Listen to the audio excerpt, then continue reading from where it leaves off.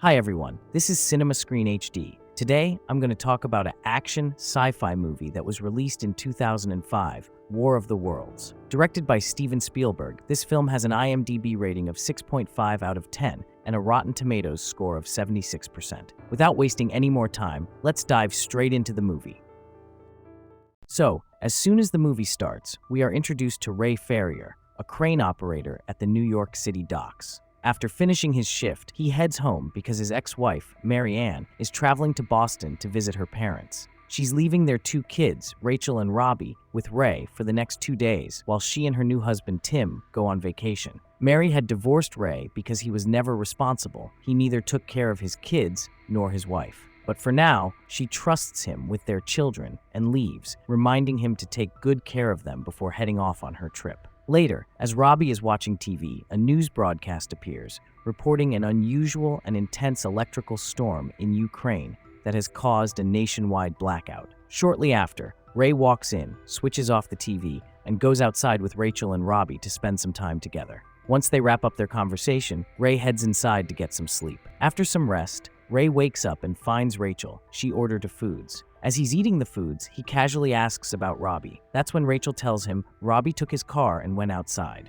Ray rushes out to check, and that's when he notices something strange. People standing in the streets, all staring at the sky. Looking up, he sees an enormous, dark, swirling storm cloud. Curious and a bit alarmed, Ray and Rachel move to the backyard for a better view. Ray, observing the cloud carefully, tells the others around him that something is very unusual about it. The wind isn't blowing away from the cloud, it's being pulled towards it. As everyone watches, the wind suddenly dies down, and then, out of nowhere, lightning starts striking repeatedly in the same spot. Suddenly, the lightning starts striking violently, one after another. Terrified, they both rush inside the house. Rachel gets scared, but Ray reassures her, saying, "Lightning never strikes the same place twice." But within moments, the impossible happens. Lightning strikes the exact same spot 10 times in a row, each strike more intense than the last. And then, just as suddenly as it began, everything falls into an eerie silence. Then, suddenly, the power in the house goes out. Ray checks everything that runs on electricity, but nothing seems to be working. Curious, he steps outside and notices something strange. Every single car on the street has stopped.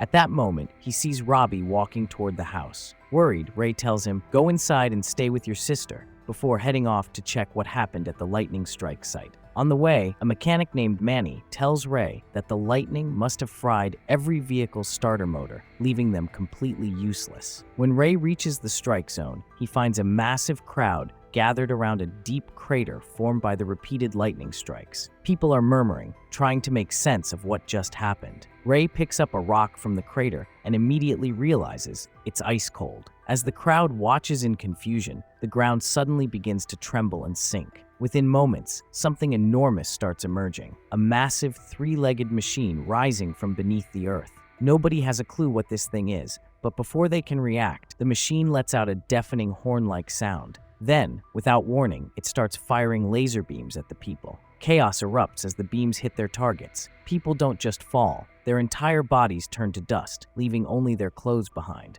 Ray, in pure survival mode, manages to escape and rushes back home. As he catches his breath, Robbie and Rachel bombard him with questions. But Ray, still in shock, doesn't explain anything. Instead, he firmly tells them, "We need to leave. Now. Pack whatever you need, quickly." He hurries to his room, grabs his gun, and runs outside where Manny has just finished repairing a van. Without wasting a second, Ray jumps in with his kids and speeds away. But the nightmare isn't over. As they drive off, the machine moves into the area, mercilessly annihilating everyone in its path. While they're escaping, Rachel starts crying and screaming, "I want to go to Mom." Feeling helpless but determined, Ray drives to Ann and Tim's house. However, when they arrive, there's no sign of them. Confused and scared, Rachel asks, "Are they dead?" Ray, trying to stay calm, reassures her, "No, they must have already left for Boston. Besides, the power is still on here, so nothing bad has happened in this area. We'll be safe here for the night." Deciding to rest before continuing their journey, Ray takes the kids downstairs, where they settle in for the night, knowing that tomorrow they'll have to find Ann and Tim. As the three of them are sleeping, a strange, deafening sound wakes them up. When they look outside, they see something that looks like massive lightning strikes. Suddenly, the place they're in starts catching fire, forcing them to rush into another room on the lower floor and lock the door. The next morning, while Ray's kids are still asleep inside the room, he steps outside to see what happened the previous night. That's when he realizes the entire house is almost completely destroyed because a massive plane has crashed nearby. As he tries to make sense of what happened, he comes across a group of survivors scavenging through the wreckage for anything useful. Ray approaches them and asks what they're doing there. A woman among them explains that these machines had been buried beneath the earth for a very long time. The beings controlling them arrived with the lightning strikes, and there are more of these machines spread all over the world. She also reveals that the machines have a protective shield, making them immune to any attacks. Before Ray can process this information, the terrifying horn of the machines blares once again. Panic spreads instantly, and Ray, along with his kids and the other survivors, scramble into a vehicle and drive away as fast as they can. After covering some distance, they stop for a moment, and that's when Robbie spots a convoy of military vehicles passing by. He yells out, trying to join them, but Ray and Rachel immediately hold him back, stopping him from running off. As night falls, they continue their journey. While passing through a crowded area filled with desperate people, chaos erupts. A mob swarms their vehicle, dragging Ray, Robbie, and Rachel out. The situation turns violent as everyone fights to take the van for themselves. In the chaos, Ray loses sight of his kids. Thinking fast, he pulls out his gun and fires into the air. The loud gunshot stuns everyone for a moment, giving Ray just enough time to find Robbie and Rachel. Grabbing them, he pushes through the crowd and escapes before things spiral further out of control. Now forced to continue on foot, they join a group of other refugees walking along the road. As they move forward, a railway crossing gate suddenly comes down, blocking their path. Within seconds, a train, completely engulfed in flames, speeds past them. Everyone stands frozen, staring in shock as the burning train disappears into the night. As everyone rushes to get across the river, they scramble to board the boats. But before they can even get settled, in the distance, one of the massive machines starts approaching their side of the river. Panic spreads instantly, and people desperately try to climb onto the boats. Amidst the chaos, Ray manages to get on board with his kids just in time. As the boat drifts forward along the river, Robbie leans over the edge, helping people who are struggling to climb in. They continue moving for a while, but suddenly, one of the machines emerges from beneath the water. Without warning, it capsizes the boat, sending everyone tumbling into the river. The trapped passengers don't even get a chance to escape. The machine snatches them up one by one and pulls them inside. Ray, along with his children, barely manages to escape the deadly grasp of the machine. As they reach the shore and look back, they see it capturing people, taking them away for some unknown purpose. By the time morning arrives, the remaining survivors are wandering aimlessly, unsure of where to go. Ray, Robbie, and Rachel move along with the group, trying to figure out their next steps. As they walk, a convoy of military vehicles suddenly appears in the distance. Seeing this, Robbie immediately takes off, running after them. Ray and Rachel chase him, trying to stop him, but he refuses to slow down. Realizing there's no other way, Ray tells Rachel to stay put and runs after Robbie. When he finally catches up, he grabs Robbie and yells, "Do you want to die? Come back with us." But Robbie, filled with determination, looks at his father and says, "I need to fight. I need to join them and stop those machines." At this moment, an elderly couple approaches Rachel, trying to take her with them. Ray and Robbie notice this happening, and Robbie quickly turns to Ray and says, "Let me go. You need to save Rachel." Ray hesitates, but ultimately lets Robbie go and rushes toward Rachel. Just as he reaches her and tries to get away, a military vehicle explodes in a massive blast. Seeing this, Ray assumes that Robbie might not have survived. Amidst the chaos, one of the alien machines arrives, attacking and killing the panicked people running for their lives. Ray grabs Rachel and sprints away,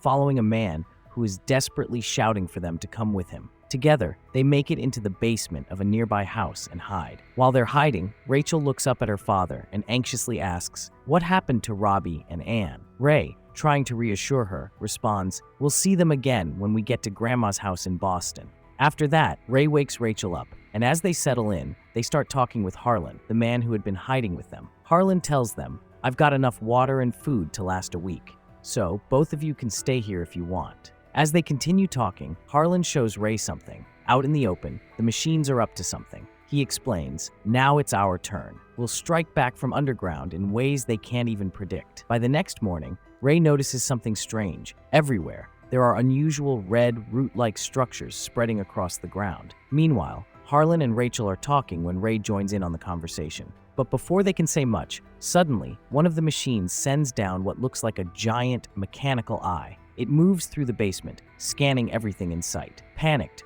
Ray, Harlan, and Rachel quickly hide in different spots, trying to stay out of sight. As they hold their breath, a sudden noise breaks the silence. Harlan's axe slips and strikes the wall, creating a loud thud. Ray reacts instantly. He grabs a large mirror nearby and positions it behind him, reflecting the surroundings to make it look like nothing is there. The trick works. The mechanical eye scans the area but finds nothing suspicious. After a moment, it retracts and disappears. Just when they think they're safe, the tension rises again. From the machines above, 3 extraterrestrial beings step down into the basement. They begin moving around, inspecting every inch of the space, searching for something. Meanwhile, as Ray, Rachel, and Harlan stay hidden, watching the aliens move through the basement, Harlan suddenly grabs his gun, ready to fire. But before he can pull the trigger, Ray quickly stops him, preventing a fatal mistake. A few tense moments pass, and the 3 extraterrestrial beings finally leave the basement. Shortly after, Ray and Harlan make a horrifying discovery. The strange red root-like structures are continuing to spread, and they learn that human blood is being released into the atmosphere. Overwhelmed with fear, Harlan snaps. He shouts, "They're never gonna take my blood,"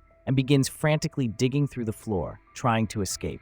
Ray, realizing that Harlan's noise will give away their location, tries to calm him down, whispering for him to stay quiet. But Harlan refuses to listen. With no other choice, knowing he must protect Rachel, Ray makes a painful decision. He tells Rachel to stay put, ties a cloth over his eyes, and then locks himself in the room with Harlan. In the darkness, he does what must be done, silencing Harlan forever. Now alone with Rachel, Ray remains in the basement, hoping to stay hidden. But suddenly, the mechanical eye returns, and this time, both he and Rachel are caught. Acting fast, Ray grabs an axe and swings it hard at the machine's scanning device, damaging it. In terror, Rachel runs upstairs, escaping to the house's upper level. As soon as Ray realizes she's gone, he rushes after her, searching desperately. But when he steps outside, what he sees is even more terrifying. The sky has turned completely red. The entire landscape is covered in those eerie, vein-like roots. There's not a single person, not even an animal in sight. It's as if the entire world has been consumed. Just then, one of the alien machines approaches Ray, attempting to capture him. Acting quickly, he jumps into a nearby vehicle to hide. Meanwhile, Rachel, now outside, stares in fear at the towering machine. Before she can react, the machine grabs her and pulls her inside. Seeing this, Ray is filled with panic. Determined to save Rachel, he spots a military vehicle nearby and grabs a handful of hand grenades. He hurls one at the alien machine, but its shield protects it from any damage. Despite this, the machine continues to pull Rachel and Ray inside, where they are thrown into a cage along with other captured humans. Ray, desperate to find Rachel, eventually spots Rachel among the terrified captives. But before he can do anything, the machine grabs both of them, trying to pull them further inside. Thinking fast, Ray clutches the remaining grenades and allows himself to be taken in. As soon as he enters, the other prisoners work together to pull Ray and Rachel back out. Just before being dragged to safety, Ray activates the grenades and throws them into the machine's core. Moments later, a massive explosion erupts, completely destroying the machine and freeing all the captives inside. As they move forward, Ray notices something strange. The red vein-like growths that once covered everything have started to turn white. He also sees more destroyed alien machines around them. Confused but relieved, Ray and Rachel continue toward the military's position. Suddenly, another alien machine appears, preparing to attack. However, a flock of birds lands on it, revealing that its protective shield is no longer active. Realizing this, Ray quickly alerts the soldiers, who fire at the machine and bring it down. As they approach the wreckage, they see the lifeless bodies of the alien creatures inside. Finally, Ray and Rachel arrive at Anne's parents' house in Boston. To their surprise and joy, they find Anne, Tim, and even Robbie, whom they believe to be dead, safe and unharmed. Reunited, the family embraces, relieved to have survived the nightmare. And with that, this incredible movie comes to a heartwarming end. So, what do you think about today's story? Don't forget to leave a comment and give a like below. Also, if you haven't subscribed to our Cinema Screen HD YouTube channel yet, make sure to hit that subscribe button and turn on the bell icon by selecting all to stay updated. That's it for today. We'll see you soon in the next video. Until then, have a great day, everyone.